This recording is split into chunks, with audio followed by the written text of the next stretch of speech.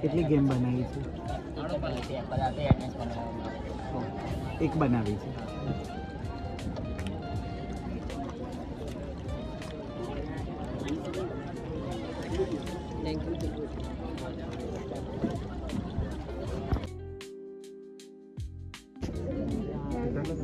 Hello हमारा project नाम से science project information and communication technology आ अँ ट्रांसमीटर जो काम करे रिसीवर है अँ जैसे सिग्नल छोड़वा त्यारे अँ लाइट थी जाए अँ कम्प्यूटर में वर्क थाय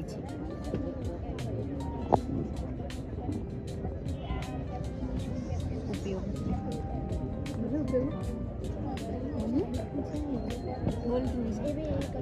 बोले यार तारो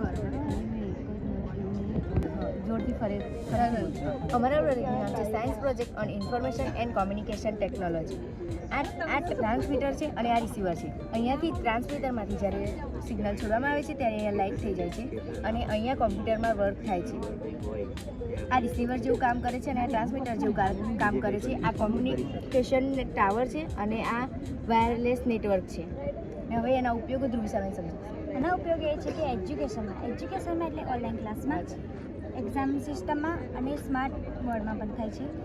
હેલ્થમાં આપણે જોવા જઈએ તો હોસ્પિટલના ડેટા સિસ્ટમમાં થાય છે અને હવે આપણે સિક્યોરિટીમાં જોવા જઈએ તો સીસીટીવી કેમેરા, જીપીએસ અને સ્માર્ટ સિટીમાં થાય છે. એના ઉપયોગો એ હોય છે કે જે તે જલ્દીથી માહિતી પહોંચાડી શકે છે અને સમય અને મહેનત બચાવી શકે છે.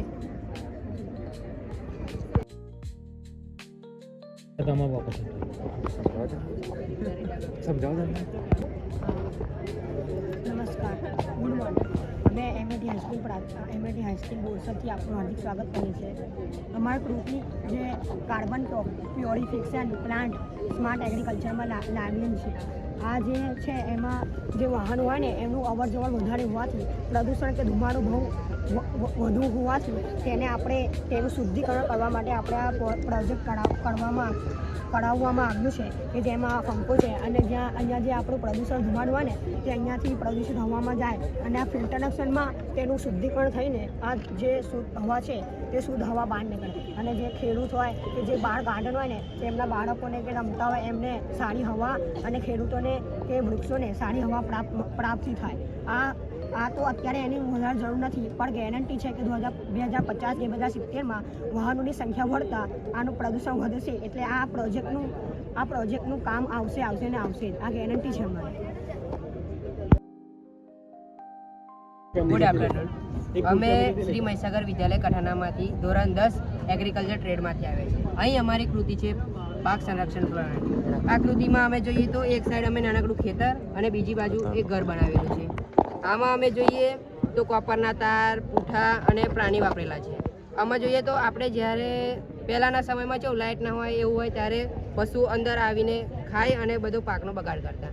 આજના સમયમાં આપણી પાસે વીજળી છે, બધું છે, તે માટે અમે આ આધુનિક ખેતી દ્વારા એક બનાવેલ છે જેમાં કોઈ પણ જ્યારે પશુ તારને અડકતા સાયરન વાગશે અને માલિકને ખબર પડતા તેને બગાડશે કાં તો જ્યારે રાત્રે ભૂંડ આવે, માલિક આખો દાડો કામ કરીને સૂઈ ગયો હોય તેને ખબર ના પડતા તો તે કોઈ પણ ભૂંડ કે જે અડતા લાઇટ અને સાયરન વાગશે જેના કારણે તેને ખબર પડશે અને તેને ભગાડીને પાકનું રક્ષણ કરશે. આ રીતે અમારી આ કૃતિ કામ કરે છે અને આ આધુનિક સમયમાં આ ખેતી ખૂબ જ ઉપયોગી છે.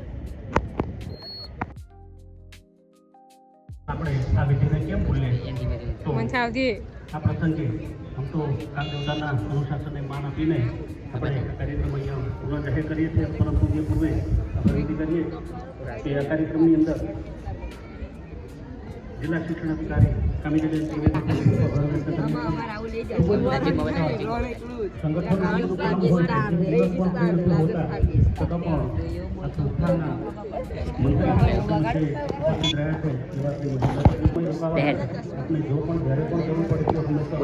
પ્રોજેક્ટ વિશે બોલો.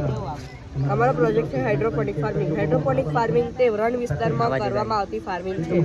આ ફાર્મિંગમાં તો એવું છે કે આપણે રણ વિસ્તારમાં આપણે પાણીની અછત હોય છે, તે પાણીની અછતને લઈને અમે આ મોડલ તૈયાર કરેલું છે. આ જ મોડલમાં એવું છે કે આ પાણી દ્વારા ખેતી કરવામાં આવે છે. આ ડબ્બાની અંદર યુવી લેમ્પ નાખવામાં આવે છે. તો યુવી લેમ્પ પાણીને હુંફાળું રાખે અને આપણે પાકનો ગ્રોથ સારો વધારે. જો કોઈ આના ઉપર આફત આવી ગઈ તો આના પર ઓટોમેટિક હોર્ન વાગવા મળે. જેવી રીતે કે આપણે કોઈ કશું આ પ્રોજેક્ટના લઈએ તો આ પ્રોજેક્ટના લઈશું તો અહીં આગળ હોર્ન વાગશે, એવી રીતે હોર્ન વાગશે. આ રીતે આપણે રણ વિસ્તારમાં કે રાજસ્થાન કે આપણે કચ્છમાં આવી રીતે ખેતી કરીને આપણે ખેડૂતોને ઉપયોગિતા આપણે વધારી શકીએ. Thank you.